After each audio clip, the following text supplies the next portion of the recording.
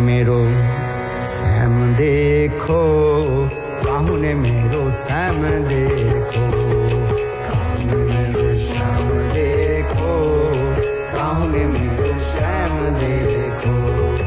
बंसी बजावतो भयो, काहू ने मेरो श्याम देखो, बंसी बजावतो भयो, काहू ने मेरो श्याम देखो, काहू ने मेरो श्याम देखो। राधा तेरो श्याम हमने गोकुल में देखो, राधा तेरो श्याम हमने गोकुल में देखो। पल्ला में बतो काहू ने मेरो श्याम देखो, पलना में झूला बतो भयो, काहू ने मेरो श्याम देखो, काहू ने मेरो श्याम देखो, काहू ने मेरो श्याम देखो।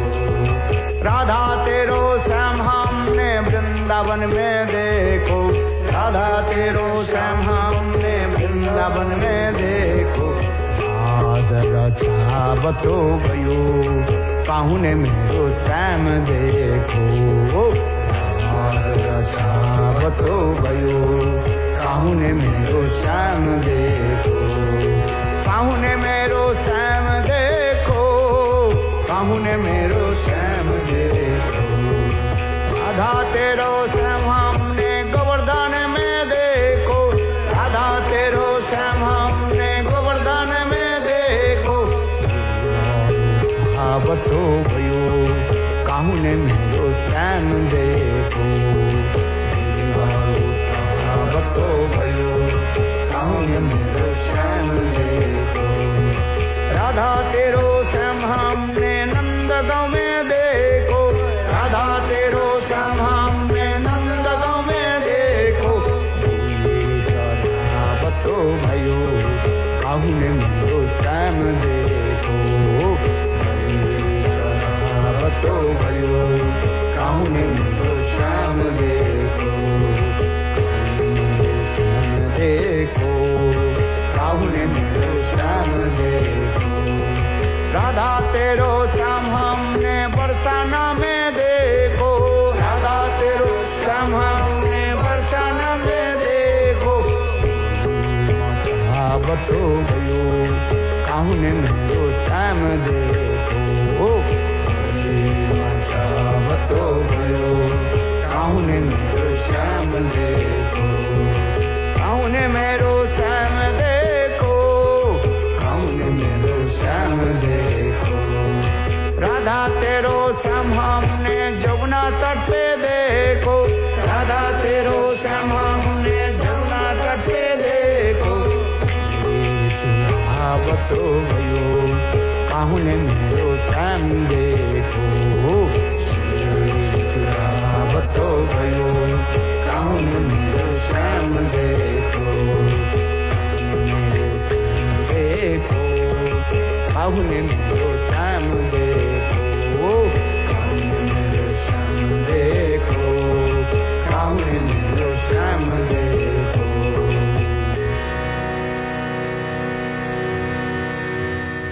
जिस कथा प्रसंग हम लोग श्रवण कर रहे हैं, प्रेम संपुट के बारे में हम लोग आलोचना कर रहे हैं। श्लोक नंबर याद है 73 तक 74 में आए न जत्ते थे तस्मिन् महा युवराथी में सब तारी न प्राणवायु रूपी संचेतन ससाप प्रेम प्रदीप वर इत्यादि दित्यति मेव श्रीम नाटो चतुरांग शिरमाचकार। तात्पर्य यह हम लोग श्रवण किया था। हृदय में जो प्रेम रूपी दीपक बने लैंप जो विराजमान होते हैं, उसके द्वारा ही दोनों दिलों के हृदय के जो है वो अपने आप दर्शन करते देते, और दोनों के हृदय को अपने आप को उजाला करते थे। प्रिय प्रियजन की हृदय एक दूसरे के साथ ऐसे एक भाव के द्वारा बंधन होते हैं, जो भावो बंधनों, जिस भाव के द्वारा एक दूसरे के हृदय को बंधन होता है। ध्वंस के कारण उपस्थित होने पर भी वो प्रेम कभी ध्वंसीभूत नहीं होते। जैसे हम लोग काल श्रवण, इस पहले हम लोग श्रवण किया, इस जगत में जितने प्रकार की प्रेम है वो समस्त क्या है, साध, इसका स्वार्थ युक्त प्रेम का स्वार्थ रहता है? स्वार्थ, सेल्फिशनेस, स्वार्थ रहते कि नहीं रहता है? अपने जब स्वार्थ नष्ट हो जाता है तो प्रेम धीरे धीरे धीरे धीरे वो भी नष्ट हो जाता, खत्म हो जाता है। और दूसरी बात, हमारे शरीर परिवर्तन होने के साथ ही साथ वो प्रेम भी नष्ट हो जाता है कि जब तक हम इस शरीर में है, आत्मा शरीर में है, तब हम एक दूसरे के साथ प्रेम प्रीति आदि करते ही, किंतु हम शरीर जब छोड़ देते हैं उस साथ चले जाते हैं संसार है। फिर एक स्थान से दूसरे स्थान पर हम जन्म लेते हैं। आत्मा तो अजर अमर है, वो केवल शरीर परिवर्तन रहते हैं। ये स्थूल शरीर और सूक्ष्म शरीर, मन बुद्धि अहंकार चित्त, इसको क्या कहा जाता है? सूक्ष्म शरीर कहा जाता है।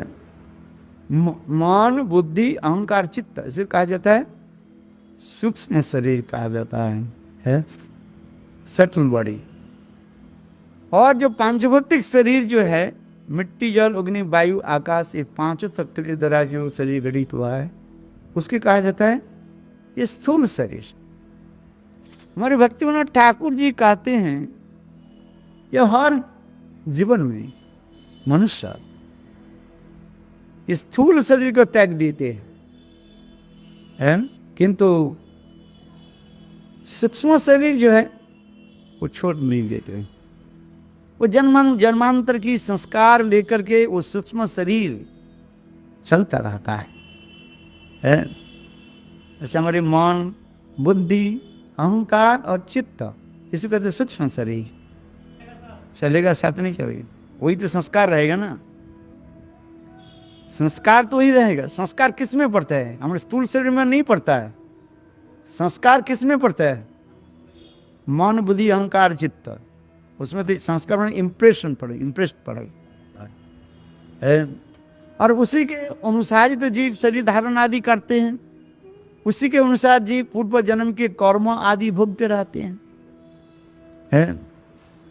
इसलिए कहते कर्मणा गहना गति। गीता में भगवान भी कहते हैं ये अर्जुन, जीवों का जो कर्म जो है वो गति, यानी उसके जड़ जो है कहाँ है, कौन पता लगा सकते हैं? एक पेड़ के जड़ मिट्टी के कितने नीचे तक चले जाते हैं, कौन पता लगाए? आप बताओ। और भी ना जाने कितने उसकी जड़ की कितने शाखा प्रशाखा होकर चले जाते हैं, माने उपजड़ जिसको कहा जाता है। हजारों जो है जड़ वो चले जाते हैं, मिट्टी के पकड़ करके रखते हैं, जैसे पेड़ से ना एक हवा से ना गिर जाए। पेड़ के दो जड़ के दो, पेड़ के जो जड़ है उसके दो कारण होता है। कोई हवा में वो गिर न जाए, इसलिए वो सारी तरफ अपने जाल फैला करके मिट्टी के जो है पकड़ के रखते हैं। और दूसरी जो है उस जड़ के द्वारा वो अपने भोजन संग्रह आदि करते हैं, ठीक है। किंतु उसके जड़ कहाँ पर चले जाते हैं, मूल जड़ कौन सा है, कभी कभी निर्णय लेना भी संभव नहीं होता है। कौन जड़ कहाँ कहाँ कहाँ कहाँ चले जाते। ठीक उसी प्रकार जीवों की जय स्थूल शरीर हम त्याग देते ही कर्म के अनुसार है, किंतु वो सूक्ष्म शरीर जो है मानो पेड़ के जड़ के भांति वो कहाँ कहाँ चले जाते हैं। वो जड़ क्या है? आसक्ति। इसका हमने पहले समझ है, वही आसक्ति ही संस्कार के रूप में आकर के फिर नया शरीर हम प्राप्त करते हैं। जैसे भरत महाराज भजन करने के लिए गए, युवा काल में अपने राज्य का त्याग दे करके जंगल में गए, क्या करने के लिए? भजन करने के लिए। देखो ये हिरण्यशिशु के प्रति आसक्ति होने से उनके क्या हो गया? हिरण जन्म हो गया है। फिर आसक्ति से क्या है? अनुलोम प्रतिलोम होकर क्या हुआ? विरक्ति हो गया। आसक्ति से विरक्ति कब हुई? किंतु उसके पूर्वजन्म की कथा की स्मरण रहा। ये हाय हाय कहा मैं भजन करने के लिए गए और छोटा ये हिरण शिशु के प्रति आसक्ति होने के नाते मेरा 3 जन्म बेकार हो गए। तब क्या हुआ उनका? तब उनके आसक्ति से वो विरक्ति हो गया ना। बस बोले इस आज से मैं है बिल्कुल कैसे रहेंगे? मौन धारण करेंगे है, जिसको लोग उसके जड़ भरत कहने लगे, जिस कथा भागवत में वर्णन है। देखो एक जन्म हिरण के प्रति आसक्ति होने के नाते दूसरे जन्म में उसके हिरण जन्म लेना पड़ा, और तीसरी जन्म में क्या हो गया? जड़ भरत जिसको कहा गया। तो 3 जन्म उसके बिगाड़ गए कि नहीं है? तो उसी प्रकार ही है मेरे कहने की तात्पर्य है, ये इस जगत में उसी प्रकार अपराध जो प्रेम जो हम के बारे में हम लोग श्रवण कर रहे हैं, प्रेम भी प्रेमिक प्रेमा के हृदय में और एक संस्कार व इम्प्रेशन लेते हुए चलते हैं।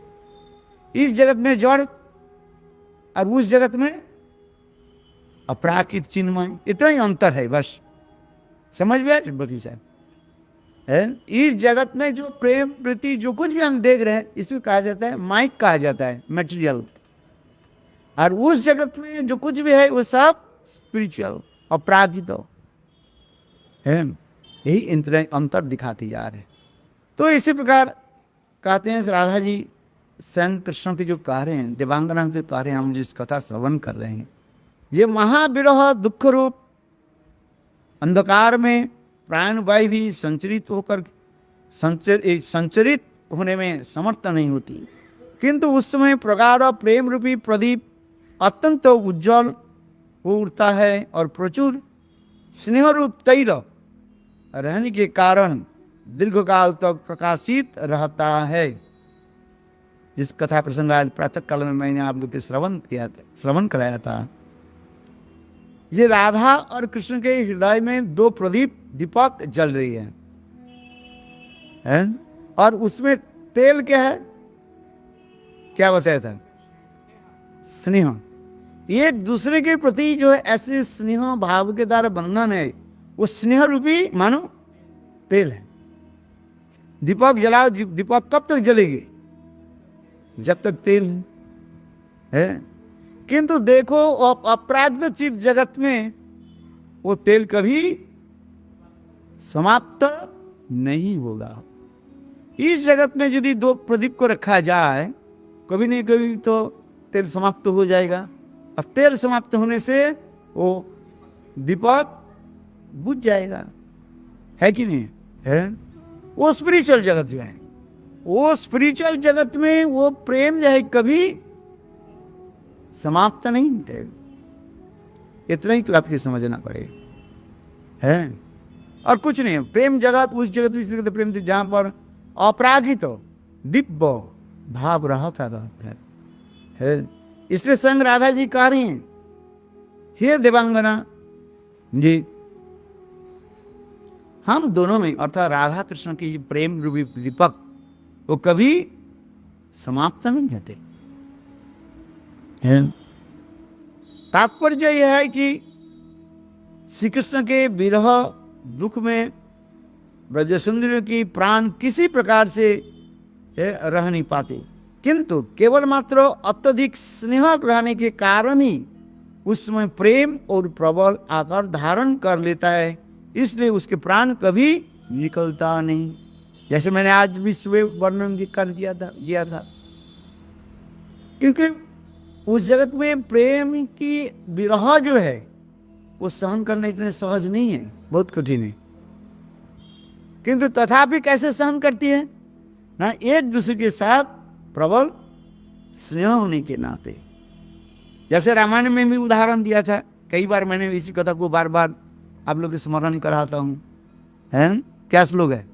नाम पहारू दिवस नेसी धैन तुम्हारा कपाट, निज पद लोचन जंत्रित प्राण कहीं जाऊं बाट। है ना तुलसी कृत रामचरितमानस में। हनुमान जी जब लंका से सीता देवी के मां जाने के समाचार लेकर के जब पहुंचे, सब बंदर आदि जो है सब आनंद में जय हनुमान जी, जय बजरंग बली की जय, बजरंग बली के जय दे रहे हैं। भगवान रामचंद्र अंदर में बैठे थे सुग्रीव के साथ।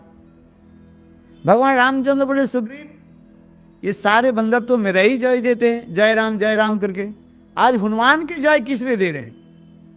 अरे सुग्रीव विचक्षण है। सुग्रीव कहने लगे प्रभु ये जरूर महाबली है पवन सुत, ये मां जानकी यानी सीता जी के समाचार लेकर के आए है। इसलिए सभी बंदर जो है अत्यंत आनंद उल्लास से हनुमान के जय दे रहे हैं, बोला बजरंग बली की जय। अच्छा थोड़ी बात, जब हनुमान जी जब रामचंद्र के कक्ष में जब आए, मन टेंट में जब आए, रामचंद्र हनुमान जी के पूछा, हनुमान तुम क्या समाचार लेकर के आए? हनुमान जी कहने लगे प्रभु मैं साक्षात रूप में मां जानकी के साथ मिलकर के ही मैं आ रहे। उस समय भगवान रामचंद्र ने प्रश्न पूछा। क्या प्रश्न पूछा? क्या तुम्हें मेरे पत्नी सीता देवी के जो है मृत शरीर को देख करके आया कि जीवित शरीर को देख करके आया? ये बात मुझे बता। मिल करके तय है, जैसे किसी के घर में मौत हो जाता है, किसी के सब लोग उनके मित्र लोग जाते हैं देखने के लिए, उनके परिवार को सांत्वना देने के लिए। हैं देखना तो है, मिलना मतलब कि बातचीत करना नहीं, वो हम तो देख करके परिवार जन से मिल करके आते हैं, परिवार भाई जो है। तो भगवान रामचंद्र मानो इसी प्रकार प्रश्न कर रहे हैं। तो इस कथा के सुन करके हनुमान जी कहने लगे प्रभु आप ऐसे शब्द क्यों कहा? ये सीता देवी के शरीर डेढ़ से मृत शरीर है कि जीवंत शरीर है, ऐसे शब्द क्यों पूछा है? हनुमान जी कम नहीं है, वो भी बुद्धिमान है? तो उस समय भगवान रामचंद्र कहने लगे देखो हनुमान, जब मैं अयोध्या छोड़ करके है, जब मैं जंगल की तरफ चले है, अर्थात रामचंद्र के वनवास 14 साल के लिए, मेरे विरह में मेरे पिताजी सहन कर शरीर को सहन नहीं सके, रक्षा कर नहीं पाया, हराम हराम करके शरीर को छोड़ दिया कि नहीं दिया है? आप बताओ। ये पितृस्नेह भगवान बोले मेरे पिता सहन कर नहीं पाया है, मेरे विरह प्रति, मेरे प्रति जो विरह जो है वो विरह संताप कष्ट सहन कर नहीं पाए। और मेरे पत्नी सीता देवी मेरे विरह में कैसे शरीर धारण कर रही है ये तुम बताओ मुझे। उसके प्राण वायु सीता देवी के हृदय में कैसे रहा, कैसे रही, ये मुझे बता, ये तो मैं सुनना चाहता हूं। तब उस समय हनुमान जी यही कथा सुनाए हैं। क्या सुना? हाँ रामचरितमानस में ही लिखा, नाम पहारू दिवस निशी धैन तुम्हारा कपाट, निज पद लोचन जंत्रित प्राण कहीं जाऊं बाट। है देखने से तात्पर्य क्या है? हनुमान जी कह रहे हे प्रभु भगवान रामचंद्र, जो आप जो बोल रहे ये सत्य है। मां जानकी आपके विरह में अपने प्राण को जो शरीर में रख नहीं पाती, छोड़ना चाहती है वो, है, अथवा उनकी प्राण वायु उनके शरीर से निकलना चाहती है, ये सत्य है। किंतु जाएंगे कहाँ, जाने की रास्ता ही है ही नहीं, कहीं नहीं बात। बोले क्यों? कहते हैं नाम अपहार, आपके जो जो जो दो अक्षर जो नाम है रा और म, माने ये दोनों क्या हो गया?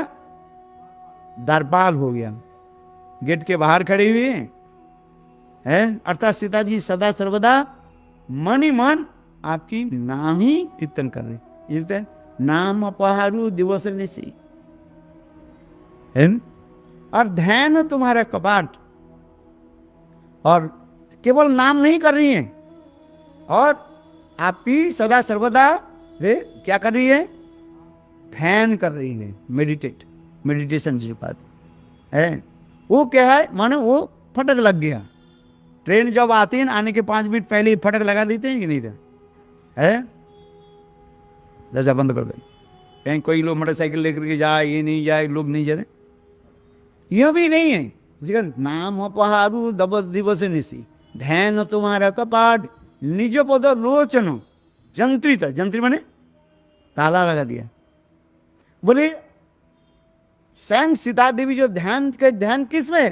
केवल आपकी चरण कमल के छोड़ करके और किसी में उनके मन लगता है, उसमें ताला लगा हुआ है। इसी के निज पद लोचन जंत्रित, जंत्री शब्द के अर्थ होता है ताला लगा हुआ है, तो उनके प्राण वायु जाने के कहीं बाट माने रास्ता ही है। ये श्लोक अतीव जरूरी है। नाम पहारू दिवस निशी, ध्यान तुम्हारा कपाट, निज पद लोचन जंत्रित, प्राण कहीं जाऊं बाट, है कितना सुंदर। ठीक उसी प्रकार यहीं पर भी आ रही राधा कृष्ण की प्रेम हृदय में जो प्रेम रूपी जो दीपक है वो ऐसे जल रही है, एक दूसरे के हृदय को अपना आप वो प्रकाशित करते जा रहे। और वो दीपक में क्या है? तेल कहा गया, तैल कहा रही है। वो तैल क्या है? एक दूसरे के प्रति जो प्रबल जो स्नेह है, आसन उस स्नेह बंधन के द्वारा ही है वो तेल मानो सदा सर्वदा चलते जा रहे। इस जगत में संभव नहीं है, एक दिन है, एक दिन जिसको हम स्नेह करें, प्रीति करें, है एक दिन हम छोड़ कर चले जाएंगे।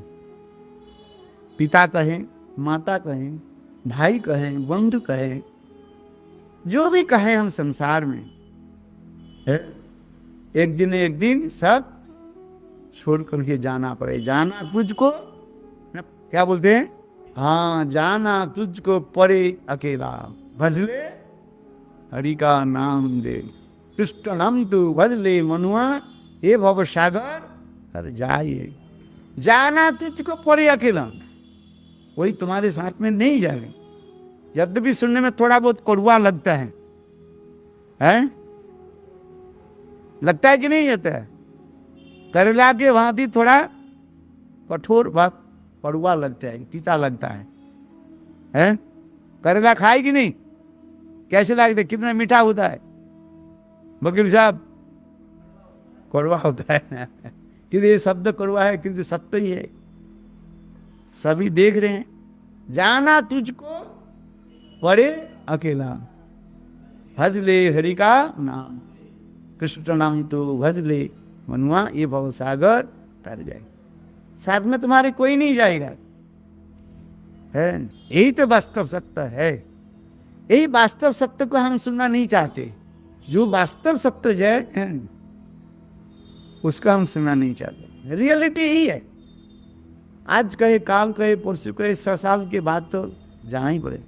अद्यवा शताब्दी शतांते मृत्यु ध्रुवम, आज हो, काल हो, परसों अथवा 100 साल के बाद हमें जाना पड़ेगा। किंतु कब जाना पड़ेगा कौन जाने, है नहीं। काल चक्र किसके ऊपर कब घूम रहे हैं और किसके सिर पर कब आ जाए कौन जाने, है वास्तव सत्य कि नहीं है? इसी के कहा जाता किम आश्चर्यम, संसार में सबसे आश्चर्य वस्तु क्या है? What is the wonderful things? बोले यही वंडरफुल थिंग है। हर रोज हम देख रहे हैं कितने लोग मर रहा है, शरीर छोड़ कर जा रहा है। तथापि मैं सोचता रहता हूं जे मैं नहीं मरेंगे। हाँ मरेंगे, आज नहीं, मैं भी कम से कम 100 साल के बाद, किंतु कोई गारंटी नहीं है कब किसके प्राण वायु कब छूट जाए, कौन खा सकता है। चलिए हम जिस कथा प्रसंग में आ रहे हैं कि जो अपराधित जगत में है, इसलिए संग राधा जी का रही है। ये ब्रजसुंदरियों की प्राण किसी भी प्रकार से यद्यपि रह नहीं पाते हैं, किंतु केवल मात्र अत्यधिक स्नेह रहने के कारण ही उस समय प्रेम और प्रबल आकार धारण कर लेता है, इसलिए उनके प्रेम उसके प्राण नहीं निकालते हैं। गोपियां भी विरह में अपने प्राण को छोड़ना चाहती है, किंतु उस दिन में उनके हृदय में क्या है? ये तैल रूपी स्नेह है। 74 में का श्लोक में कह रहे हैं, रात में श्री कृष्ण के समस्त रास में श्री कृष्ण ने समस्त गोपियों की परित्याग करके केवल मेरे साथ विहार किया था। इसके बाद पुनः जो उन्होंने मुझे भी परित्याग कर दिया था, उसका कारण ही सुनो। यह पर ये भी काफी जा रहे हैं, देवांगना कारी है, माने कृष्ण कारी है। देखो कृष्ण कैसे धूर्त है, कपट है, छल है, और रास में समस्त गोपियों के साथ तो विहार किया है। और फिर मैं मानवती होने के नाते कृष्ण ने क्या कि रास से अंतर्ध्यान हो गए और मुझे भी लेकर के यमुना के तट पर सिंगारगढ़ में हमारे साथ प्रेम विहार किया। अच्छा, किंतु इसके बाद वे क्या की? मुझे भी छोड़ करके है वो भी अकेले चले गए, अर्थात मुझे प्रेम समुद्र में मुझे डुबाया है। इस प्रेम के समुद्र में ब्रजनंदन मुझे भी सर्वाधिक प्रियतमा मानते हैं, इससे उनका कोई भी अपराध नहीं। ये कृष्ण क्यों मुझे छोड़ करके चले गए हैं? जिसके साथ कृष्ण रास विहार की गोपियों के साथ, इसके पश्चात उस गोपियों की क्या हुई? सौभाग्य मत हुई, जिसको कहते हैं सौभाग्य मत। सब गोपियां सोचने लगी, आहा कृष्ण कैसे केवल अकेली मेरे साथ ही विहार नृत्य आदि कर रहे हैं। इसलिए वो सब गोपियों के क्या हुई? सौभाग्य मत है। और श्रीमती राधिका की क्या देखा, क्या ये कृष्ण कैसे छल कपट है। मुझे कहते हैं राधे तुम हमारे सबसे प्रियतमा हो, आज देखो सबके साथ वो विहार कर रहे हैं। ऐसे करते हुए श्रीमती राधिका मान करनी, और श्रीमती राधिका मान करके खड़ी हो गई, नृत्य नहीं किया। तब कृष्ण ने देखा जो राधा जी नृत्य नहीं कर रही है, राधा जी प्रसन्न नहीं है, इसलिए कृष्ण ने किया कि राधा जी के बलात्पूर्वक लेकर के तत्रादि अंतर दियते केशवम, उस प्रकार रसिक शेखर कृष्ण समस्त गोपियों की उपेक्षा करके, उपेक्षा नेग्लेक्ट करके राधा जी को लेकर के अंतर्ध्यान हो गए। इसके पश्चात सारे गोपियां कृष्ण के विरह में तड़पने लगे, और इधर कृष्ण गोपियों श्रीमती राधा के लेकर के यमुना तट में सिंगारगढ़ में प्रेम विहार आदि करने लगे। और फिर कुछ समय के बाद वह समस्त गोपियां कृष्ण के खोजते खोजते जब सिंगारगढ़ की निकट आ गए, राधा जी विचार करने, देखो ये समस्त गोपियां मेरे लिए समर्पित आत्मा है। वो गोपियां सोच रही है, ये कृष्ण राधा जी सोच रही है, और मैं कृष्ण के साथ आनंद उत्सव प्रेम विहार कर रही हूं, और हमारी ये समस्त सुखिया कृष्ण विरह में तड़प रही है, ये उचित नहीं है। इसलिए श्रीमती राधिका जानबूझ करके कृष्ण के कहने लगे, ना चली तुम, अर्थात कृष्ण कहने लगे, हे श्रीमती राधिके इस स्थान को छोड़ करके हम अन्यत्र चले जाएं। क्योंकि वो गोपियां आकर के यदि देखे ये मैं आपके साथ प्रेम विहार कर रहा हूं तो वो समस्त गोपियां आपके प्रति ईर्षा करेगी है। और इसके लिए आगे रास करना हमारे लिए संभव नहीं है। ऐसे विचार करके संग कृष्ण कहने लगे, हे राधे मेरे साथ चलो, दूसरे स्थान को छोड़ करके अन्यत्र चले। और राधा जी उस समय कहने लगे, ना चली तुम, हम ना नहीं जा सकते है न? मेरा शरीर ठीक नहीं है, मैं चल नहीं पाता। तो कृष्ण कहने लगे, काम करो, मेरे कान पर बैठो, मैं तुमको लेकर के जाते हैं। तो कृष्ण ऐसे विचार करके अपने मानो गर्दन के नीचे झुकाया और राधा जी कृष्ण के कान पर बैठने के जब प्रयास की तब उसी समय कृष्ण उस स्थान से अंतर्ध्यान हो गए। तब उसमें श्रीमती राधिका कृष्ण विरह में है रूढ़ी काशी काशी महाभूत है दस्यास्त्र में, हे महाभूत कृष्ण आप कहाँ हो, मुझे छोड़ करके आप कहाँ चले गए है।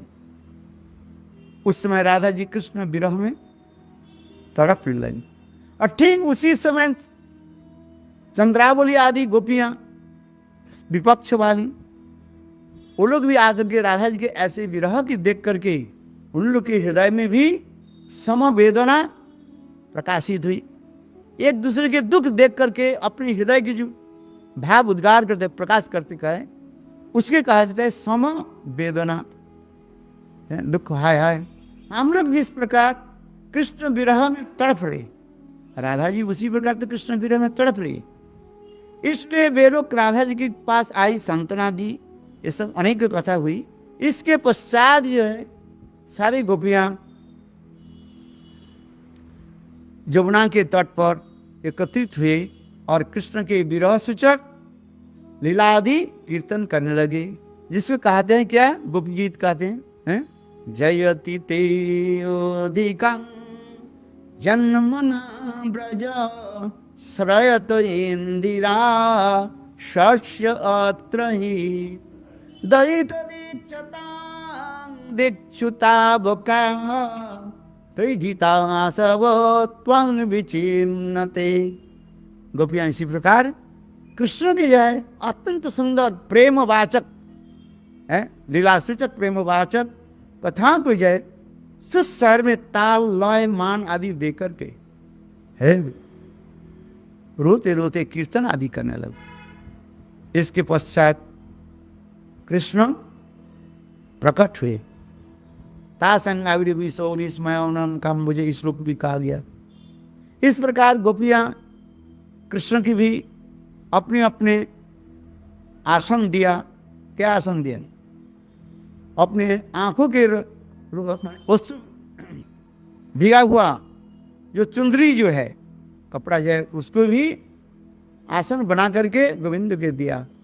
उन्हें न जाने उसमें क्या कितने धूल और भिगा हुआ था, तब भी गोविंद उसमें विराजमान भी बैठे।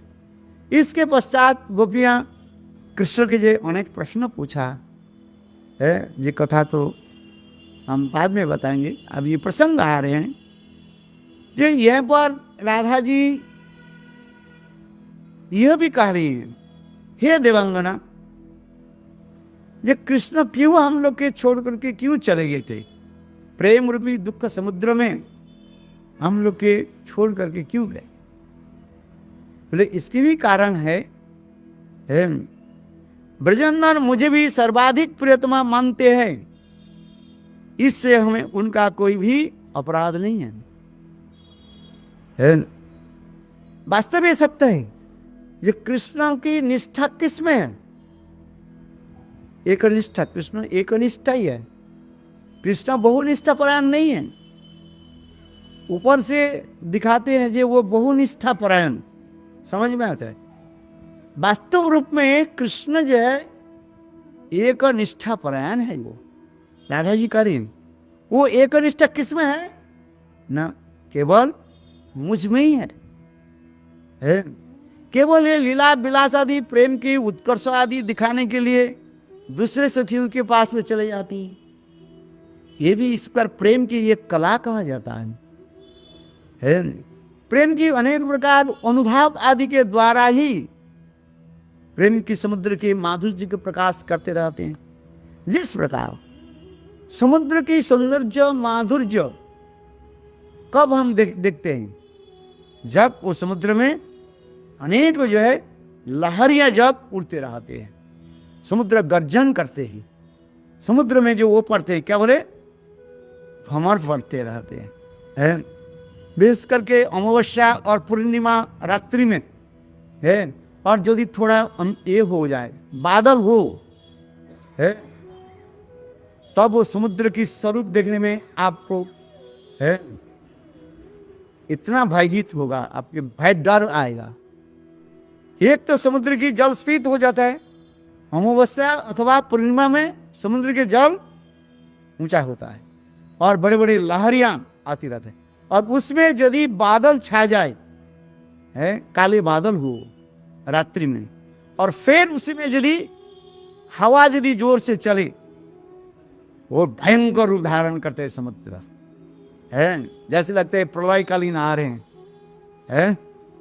आज में कोई कभी यूट्यूब में आप देखा ना है, वो भी समुद्र के पास तो समुद्र के तट को कहाँ तक आ जाते हैं, यहाँ तक भी जो समुद्र के पास में जो वाल लगाता है, दीवार लगाते हैं, इसके बाद रोड होता है, वो बड़े बड़े दीवार के भी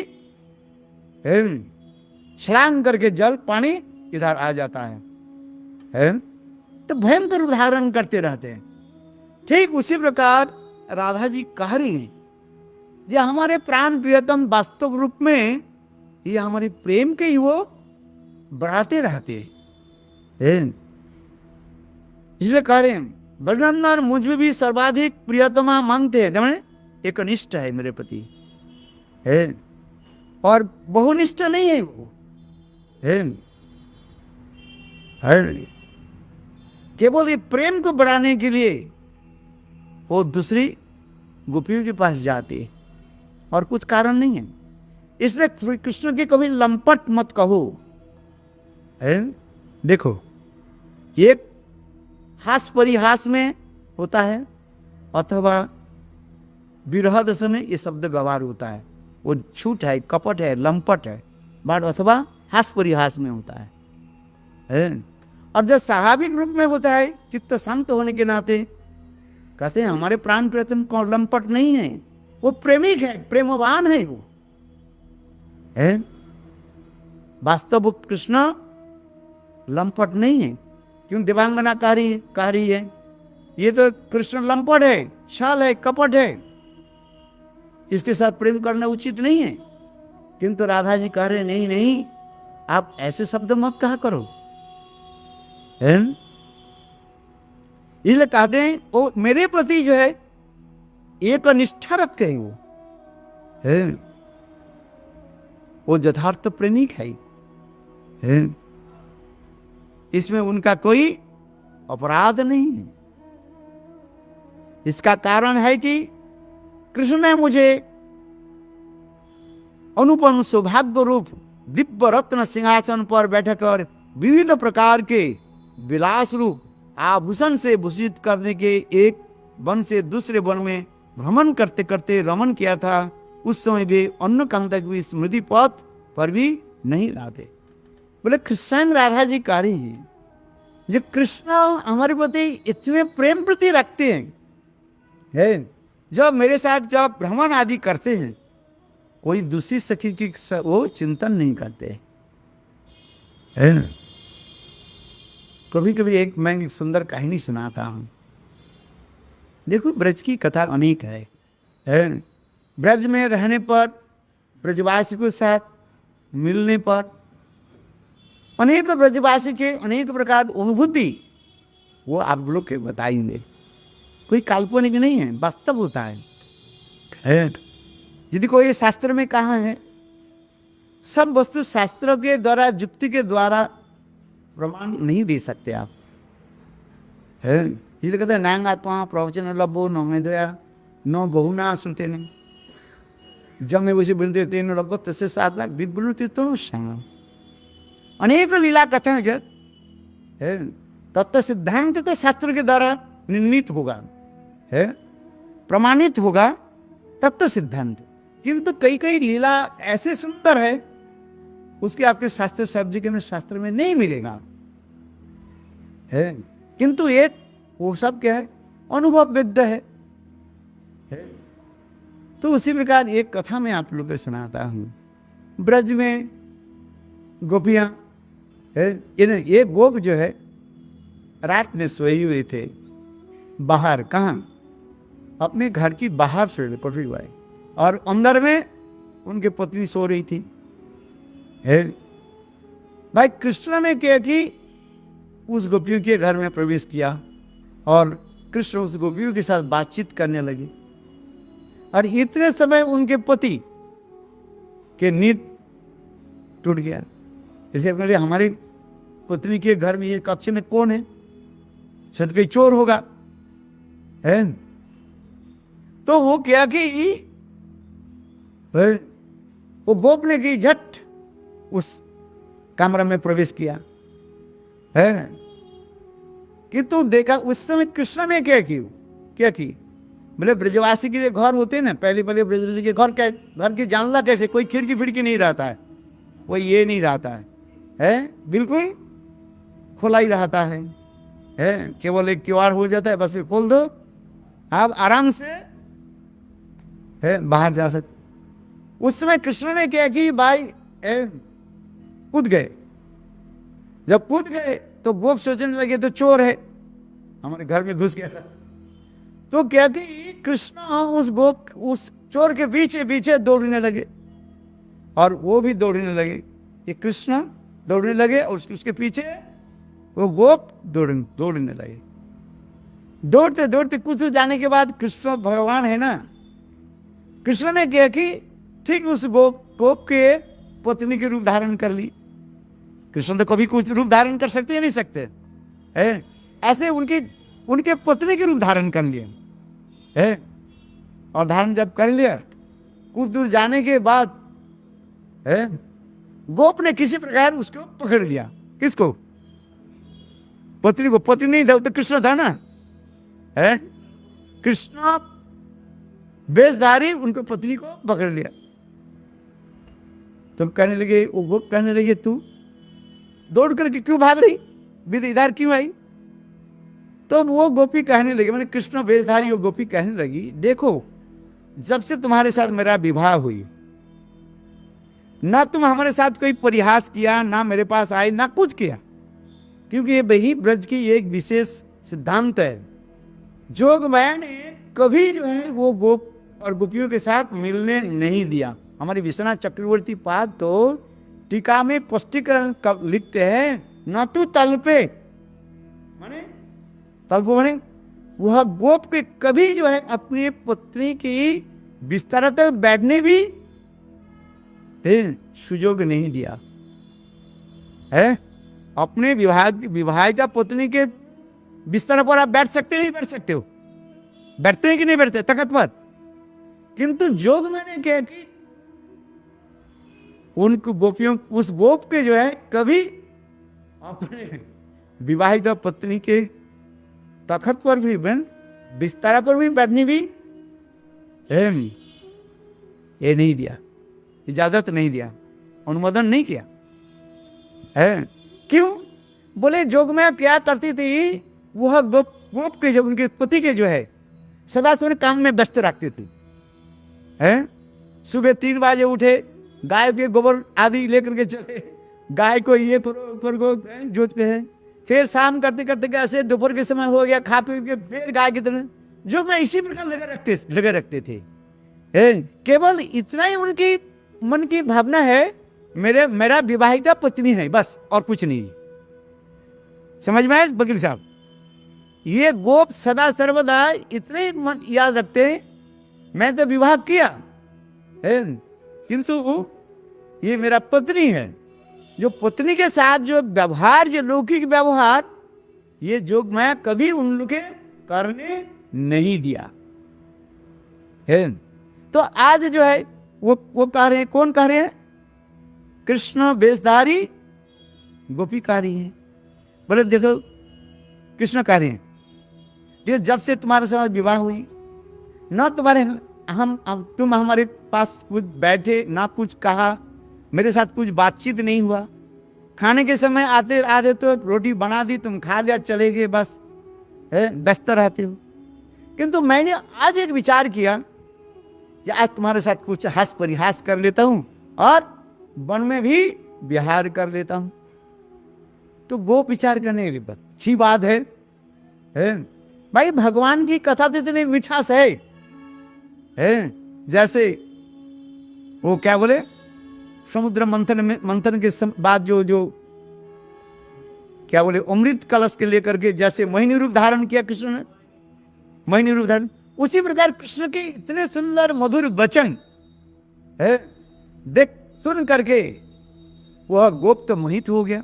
अब विचार करने बात तो सही है हाँ, जब से तुम्हारे साथ मेरा विवाह हुई मेरे समय भी नहीं है तुम्हारे साथ मिलने के लिए, ना तुम्हारे साथ हमारी कोई बातचीत हुआ ना कुछ है, चलो आज तो सुयोग हो गया चल।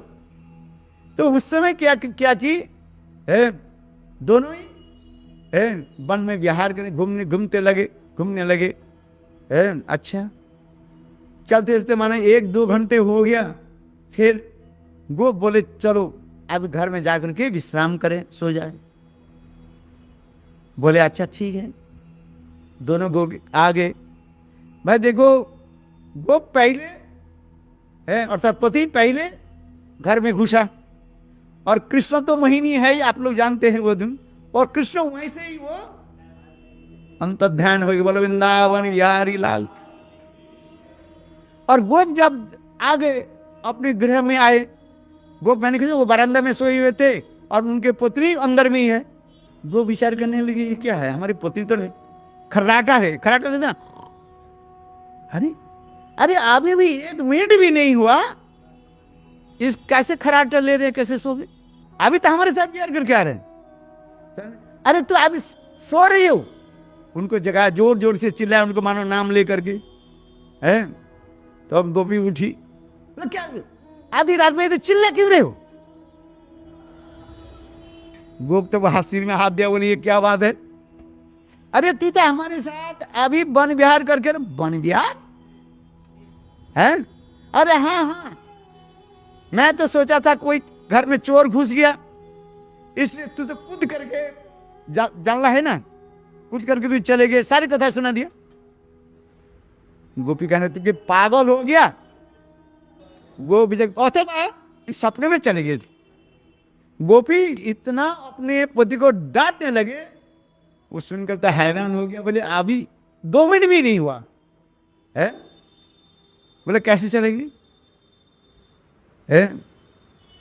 तो वो फिर चिंता करने लगे, हाँ हो सकता है। देखो फिर भगवान तो ईसा लीला कराते रहते नहीं, मन में जिसको मन में जो जैसे कराते वही तो करते हैं। गीता में भगवान भी कहते हैं एक जीवों के हृदय में, क्या श्लोक है वो, जंत्र रुड़ानी माया है। गीता की श्लोक क्या है? भगवान कहते हैं मैं सबके हृदय में परमात्मा के रूप में मैं रहता हूं, जंत्र रुड़ानी माया। जिस प्रकार जी जंत्र अपने काम नहीं करता है, उसके कोई ऑपरेट करते हैं, ठीक उसी प्रकार मैं परमात्मा के रूप में रहा करके सब जीव के हृदय में परमात्मा के रूप में रहा करके उसके मैं सब कुछ कार्य मैं कराता हूं है। लोग सोचते हैं हम कर रहे हैं, हम नहीं कर रहे हैं, वो भगवान कराते हैं। कैसे कराते हैं? जंत्र रुड़ानी माया है, जीव के लिए तो ये जंत्र रुड़ानी माया है। आज समझ में हम नहीं करते, इसलिए कहते ना भगवान की इच्छा बिना एक पत्ता भी नहीं हिलता, भगवान की इच्छा में पर है। और गीता में भगवान भी कह रहे हैं हे अर्जुन, मैं सबके जीव सबके प्राणी के हृदय में मैं परमात्मा के रूप में रहता हूं, और मैं ही जो है ये सब कार्य मेरे महामाया के द्वारा मैं सब कार्य कराता रहता हूं। इसलिए जंत्र रुड़ानी माया, गीता की श्लोक, ईश्वर सर्वभूतानां हृदय से अर्जुन तिष्ठति है, भ्रामण सर्वभूतानां जंत्र रूढ़ानी माया। स्पष्टीकरण कर लिए, ये तो जीव के लिए है। ठीक उसी प्रकार भगवान इसी प्रकार करते हैं। तो उसी प्रकार आ जाइए, वो बहुत सोचने लगे, ये वास्तव सत्य है, शायद मैंने सपना ही चला गया था। देखो फिर उनके मन में क्या कर दिया, माया के द्वारा ऐसे भ्रमित कर दिया। वो गुप्त सोच रहे हैं ये वास्तव रूप में जो है मैं सपना में भी वन विहार करके आ रहा हूँ, बल वृंदावन बिहारी वाह।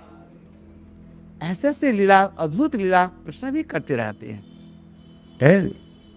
क्योंकि भगवान यही इसकी कथा है, भगवान की लीला है, इसलिए कहता है लीला पुरुषोत्तम। लीला क्या है, जीवों की आनंद प्रदान देने के लिए, आनंद देने के लिए, आनंद आस्वादन करने के लिए, अपने निजजन के आनंद प्रदान करने के लिए। इसलिए तो कहते हैं अनुग्रह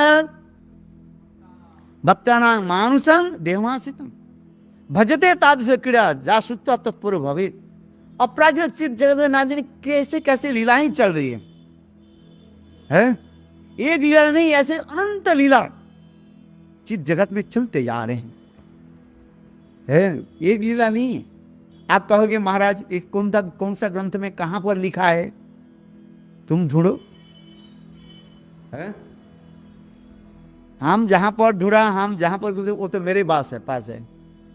आप विश्वास करें तो अच्छा है, और नहीं विश्वास करते नहीं है, किंतु ये सत्य है। ये लीला आदि चलते, अनंत लीला चलती जा रहे हैं। जैसे मैंने काल का दिन देखो, हमारे रघुनाथ दास गोस्वामी लिख रहे हैं, भजामि राधां अरविंद नेत्रं स्मरामि राधां मधुर स्मितासं वदामि राधां करुणाभद्रा ततो ममान्नस्ति गतिर्न कापि।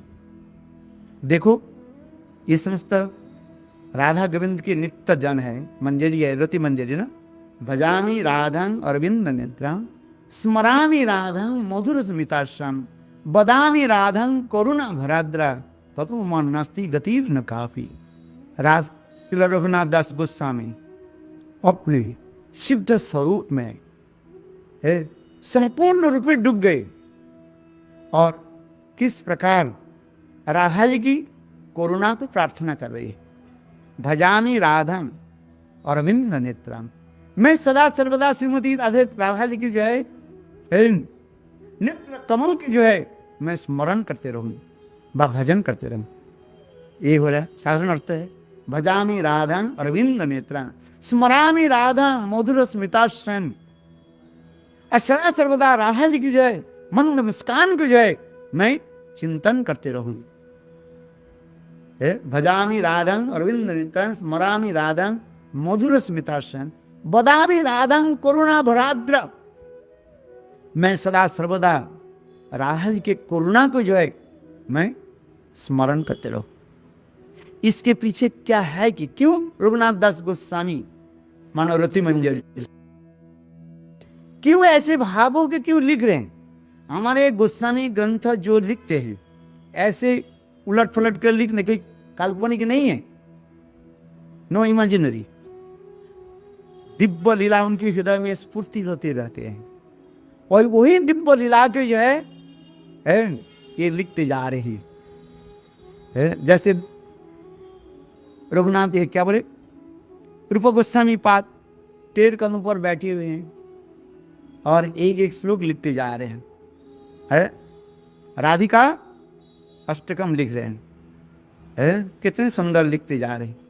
एक एक भावों की चिंतन होते जा रहे हैं, स्फूर्ति होते जा रहे हैं और लिखते जा रहे हैं। विविध किस्म बंदे दमदारी विविध मधुर की बीजी प्रशस्ति मधुर बिंब दिगिम तामूल राग स्फुरतमूल कपल राधिका अर्चयामी। कितना श्लोक भाव। उसी प्रकार हमारे रघुनाथ दास गोस्वामी, समय हो गया, आरती किस बजे करोगे? हाँ 10 मिनट बाकी है, तो 10 मिनट में कथा समाप्त कर देता हूँ। देखो, एक बार की कथा है, जावट में जटिला कुटिला के किसी प्रकार जो है गंध लग गया, ये आज रात में श्रीमती राधिका घर से निकल जाएगी, कहीं न कहीं कृष्ण के साथ मिलेगी। ये उनकी केवल एक भावना चिंतन होता है। इसलिए जटिला कुटिले ने क्या की, पीछे के दरवाजा सामने के दरवाजा दोनों तरफ मानो दोनों ही बैठे रहे। आज राधा जी किसी प्रकार बाहर नहीं जाएगी, है समय अतिवाहित होते जा रहे हैं। कृष्ण राधा जी के तो इंगित कर दिया, क्या बोलते इसको, है संकेत, ये आज इस कुंज में तुम्हारे साथ मिलेंगे। किंतु राधा जी कैसे निकलेगी? आज रात होते चलते जा रहे हैं, कृष्ण तो बहुत चिंतित हो रहे हैं, राधा जी क्यों नहीं आ रही। और राधा जी उधर भी चंद्र श्याम सुंदर के साथ कैसे मिले, देखो कितने सुंदर है। इस समय जो मैंने ऐसे विचार किया, राधा जी के सिर पर बहुत दर्द शुरू हो गया है, सिर में दर्द। तो उस समय रति मंजरी राधा जी के है सिर को क्या करें, दबा रहे है, क्या बोलते हैं, मस्तक जो है वो मसाज कर रही है।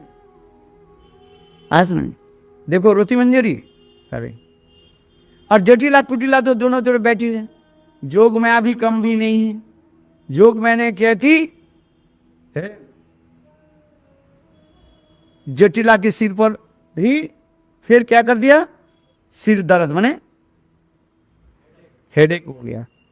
बस है राधा जी कह रही हैं, हे रति मंजरी तुम मेरे सिर जो ये कर रहे हो, मसाज कर रहे हो, है नहीं नहीं मेरे सास की जो है उसके मसाज करो। देखो राधा जी की सेवा छोड़ करके, जो राधा जी प्राण प्रथम एक अनिष्ठा, राधा ही का निष्ठा है, किंतु राधा जी की एक आदेश प्राप्त करके रति मंजरी क्या कर रही है, किसकी सेवा कर रही है, अपने साथ जटिला के करे है। अच्छा चली गई वो है। और इधर दूसरी दरवाजा में कौन बैठी है, उसके ननद है, कुटिला, जो कुट कुट कुट करने वाले, जटिला मैंने जटला पकड़ने वाले और कुट कुट करने वाले। अच्छा कुटिला तो वहीं पर बैठी थी दूसरी दरवाजा पर।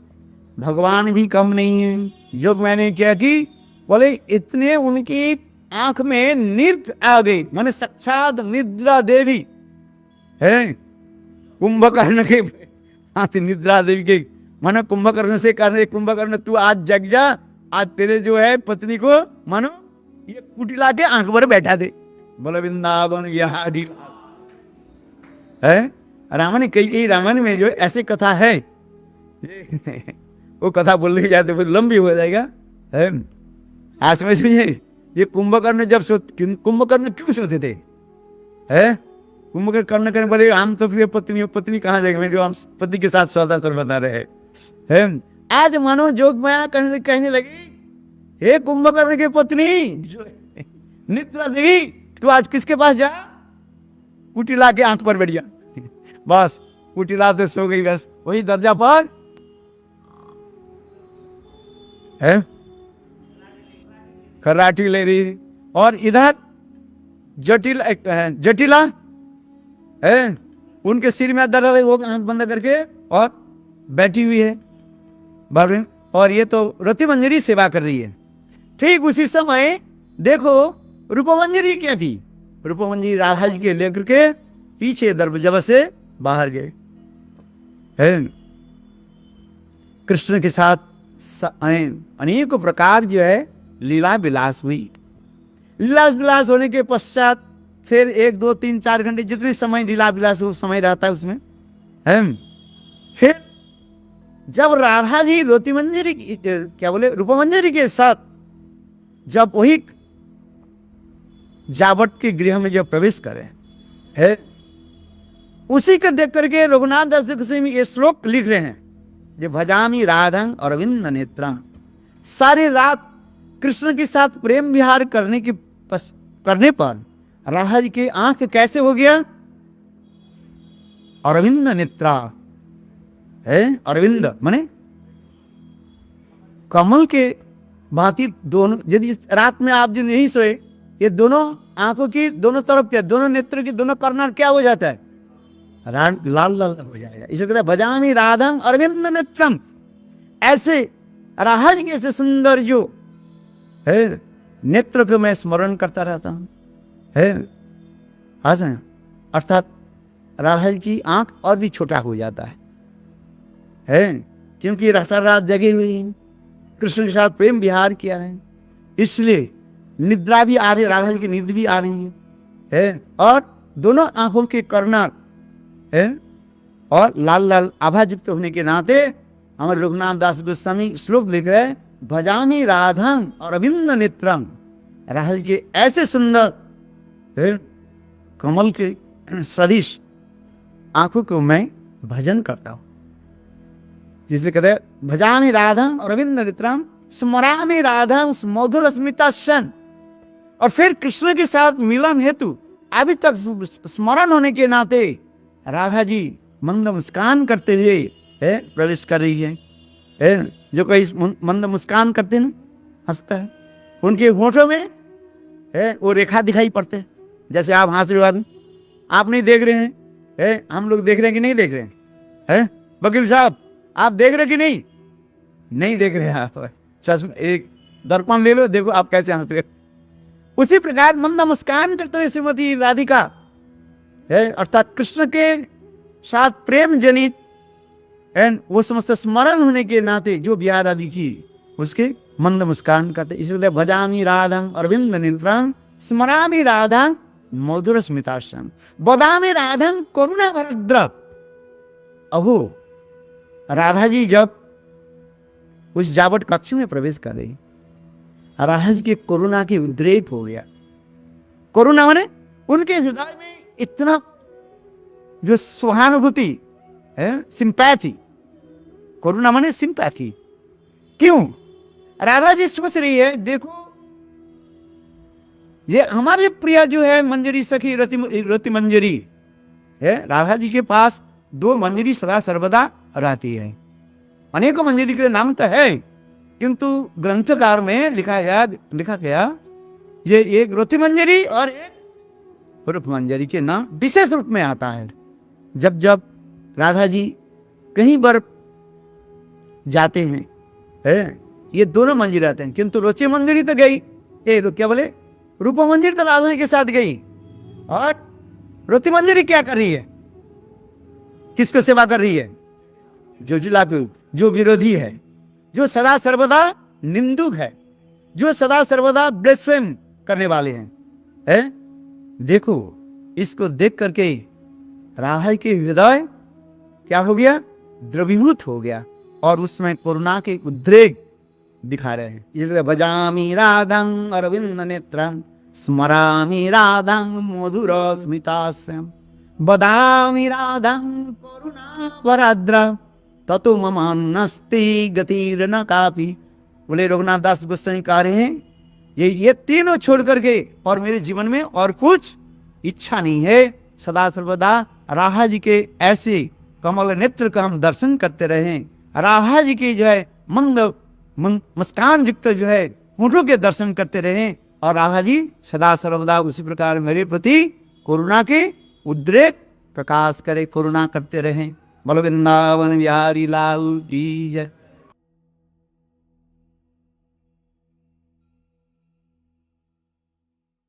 काहुने मेरो श्याम देखो, काहुने मेरो श्याम देखो, काहुने मेरो श्याम देखो, काहुने मेरो श्याम देखो। बंसी बजावतो भयो, काहुने मेरो श्याम देखो, बंसी बजावतो भयो, काहुने मेरो श्याम देखो, काहुने मेरो श्याम देखो। राधा तेरो श्याम हमने गोकुल में देखो, राधा तेरो श्याम हमने गोकुल में देखो। अल्लाह में बतो हमने मेरो श्याम देखो, अल्लाह में झूला बतो भयो हमने मेरो श्याम देखो, मेरो श्याम देखो, काहुने मेरो श्याम देखो। राधा तेरो श्याम हमने वृंदावन में देखो, राधा तेरो श्याम हमने वृंदावन में देखो। आज रचा बतो भयो काहुने मेरो श्याम देखो, आज रचा बतो भयो काहुने मेरो श्याम देखो, काहुने मेरो श्याम देखो, काहुने मेरो श्याम देखो। राधा तेरो श्याम हमने गोवर्धन में देखो, राधा तेरो श्याम हमने गोवर्धन में देखो। बतो भयो काहुने मेरो श्याम देखो, बतो भयो काहुने मेरो श्याम देखो। राधा तेरो श्याम हमने नंदगांव में देखो, राधा तेरो श्याम हमने नंदगांव में देखो। बतो भयो काहुने मेरो श्याम देखो,